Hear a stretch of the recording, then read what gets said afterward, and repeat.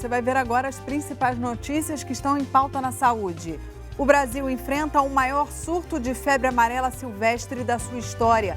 E a Fundação Oswaldo Cruz aumenta a produção de vacinas para conter o avanço da doença. Um estudo conclui que mais da metade das gestações no Brasil não é planejada. O problema é mais frequente entre as adolescentes. Pesquisadores da Fiocruz conseguem produzir em laboratório cristais de insulina. Era a etapa que faltava para que o país tivesse condições de nacionalizar a produção do hormônio. Isso dá segurança de que você tem aquele medicamento próximo a você, né? Não depende de um processo de importação e de estar trazendo lá de fora. E você vai ver ainda, a Anvisa determina que os rótulos dos alimentos terão que alertar sobre a presença de lactose. Esses e outros assuntos estão em pauta na saúde. O aumento dos casos de febre amarela silvestre gerou uma corrida aos postos de vacinação no país. A imunização é a principal estratégia para controlar o surto da doença. Mas os especialistas lembram que, nesse momento, nem todo mundo precisa ser vacinado. O Brasil enfrenta o maior surto de febre amarela silvestre da sua história. De 1º de dezembro de 2016 a 1º de fevereiro, 149 casos da doença foram confirmados. Ou seja, em apenas 60 dias, o país confirmou 3 vezes mais casos do que a média anual registrada nos últimos 20 anos. Alterações ecológicas e ambientais podem explicar o surgimento do surto. A fragmentação das florestas tem um peso muito importante, porque ela faz com que você tenha um adensamento populacional de macacos, aonde o vírus da febre amarela circula, e aí com isso você tem um aumento da mortalidade desses macacos, e com a circulação intensa do vírus, o homem entrando nesse meio também, você tem a chance de ter casos de febre amarela silvestre. A vacinação está entre as principais estratégias para o controle do surto, o que é bom para o Brasil, já que o país é o maior produtor da vacina da febre amarela no mundo. É a Fiocruz que produz o imunizante que chega à rede pública. A instituição é uma referência no controle da doença. Além da produção da vacina, a Fiocruz acumula experiência nos serviços clínicos, laboratoriais e de vigilância epidemiológica.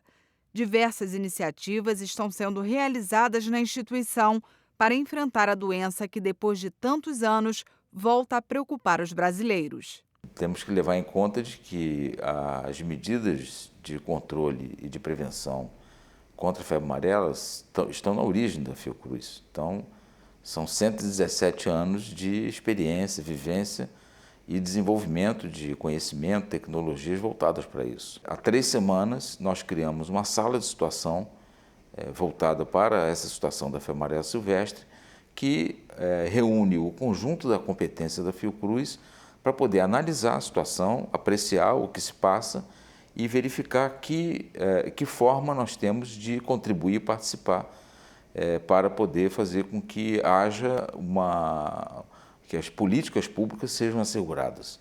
O aumento dos casos de febre amarela silvestre gerou uma corrida aos postos de vacinação. Mas os especialistas explicam que nem todo mundo precisa ser imunizado. Além daqueles estados que já aplicam a vacina rotineiramente, nesse momento a imunização é considerada prioritária em 4 regiões: no oeste do Espírito Santo, noroeste do Rio de Janeiro, oeste da Bahia e leste de Minas Gerais. A vacina está indicada para pessoas que moram nas áreas atingidas, pessoas que moram em regiões próximas a essas áreas e para aquelas pessoas que vão viajar para regiões atingidas ou para áreas próximas a essas regiões. Nós temos que ter entendimento de que existem critérios para a utilização da vacina. Nós não temos febre amarela urbana no Brasil.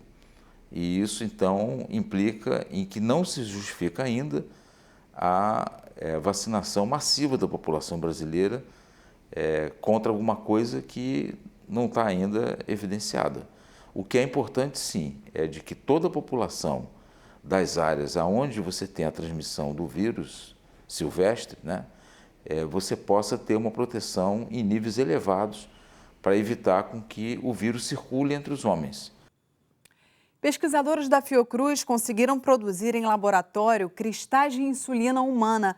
Agora a instituição domina todas as etapas do processo de produção deste importante medicamento voltado para os pacientes diabéticos.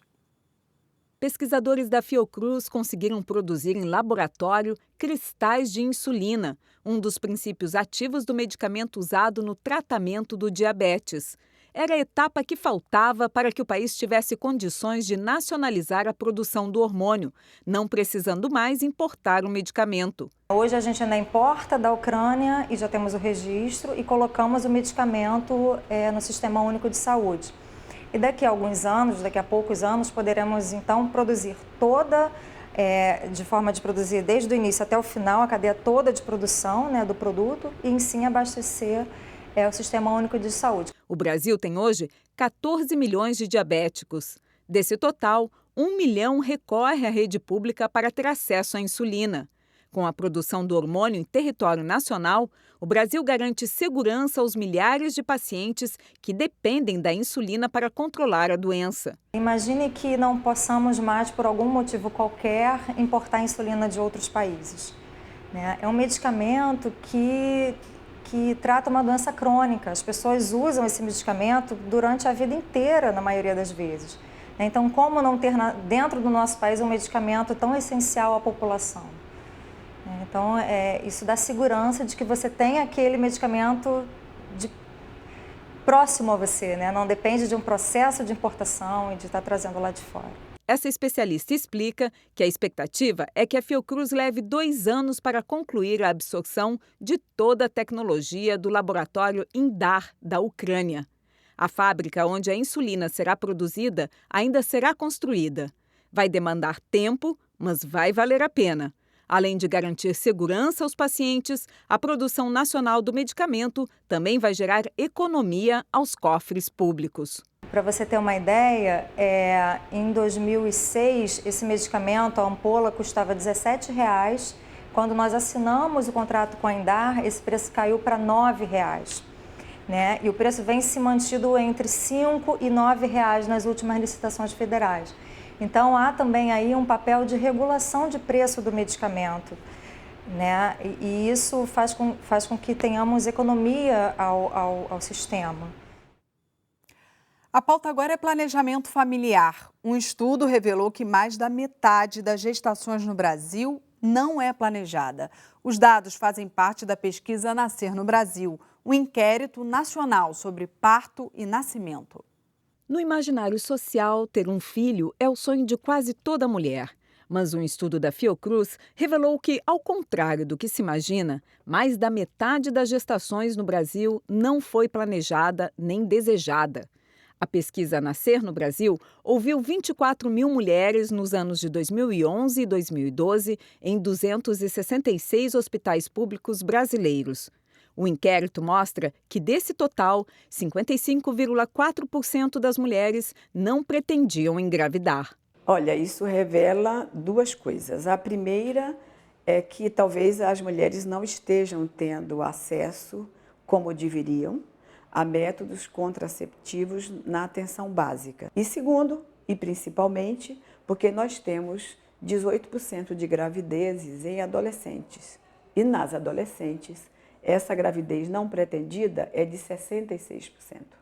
Então, ela acaba ampliando o nosso valor médio, porque temos muitas adolescentes ganhando bebê. Do total de mulheres ouvidas, 25,5% queriam esperar mais tempo para ter um filho e 29,9% não tinham desejo de serem mães em nenhum momento.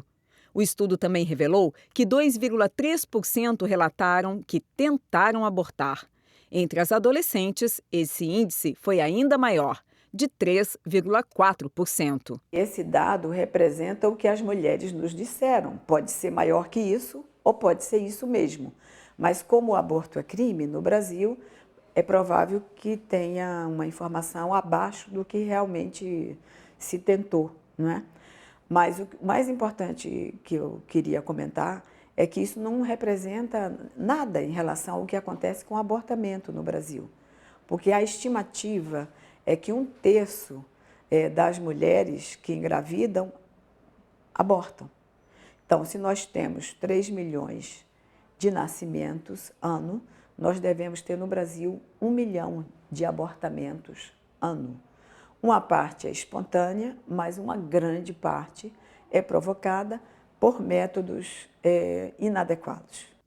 O estudo mostra que as mulheres que planejaram a gravidez, na maioria das vezes, são brancas, escolarizadas, não fumam nem bebem, têm mais de 35 anos e estavam numa relação estável. O perfil é radicalmente o oposto entre aquelas que não planejaram a gestação. Em sua maioria, mulheres em situações mais vulneráveis, negras ou pardas, sem renda estável, que não têm companheiro nem marido e que fazem uso abusivo de álcool e cigarro. Há que se olhar para esses grupos vulneráveis, porque acabam tendo uma gestação não desejada e ao final da gestação, quando nós encontramos essas mães já nas maternidades e nós perguntamos se elas estavam satisfeitas com a gestação, depois de tudo que aconteceu, a gestação toda, acho que não queriam, tiveram um percentual maior de não satisfação. E a insatisfação geral é muito alta, foi de 9%, a mãe já com o bebê no colo, dizendo que não queria aquela gestação. De fato, eram mulheres que não queriam e não mudaram de ideia durante o processo da gestação. Agora, uma última informação. A Anvisa determinou mudanças nos rótulos dos alimentos que contêm lactose. Todo alimento que contenha mais de 0,1% de lactose em sua composição deverá ter a expressão "contém lactose" no rótulo. Esse limite foi definido com base na experiência de outros países que já adotam essa regulação há mais tempo. É um limite que tem se mostrado seguro para pessoas com intolerância à substância. Todos os alimentos disponíveis no mercado deverão atender à nova regra num prazo de até 2 anos. E com essa notícia a gente encerra o programa de hoje. Na próxima edição, você já sabe, a gente volta com outros assuntos que estão em pauta na saúde. Até lá!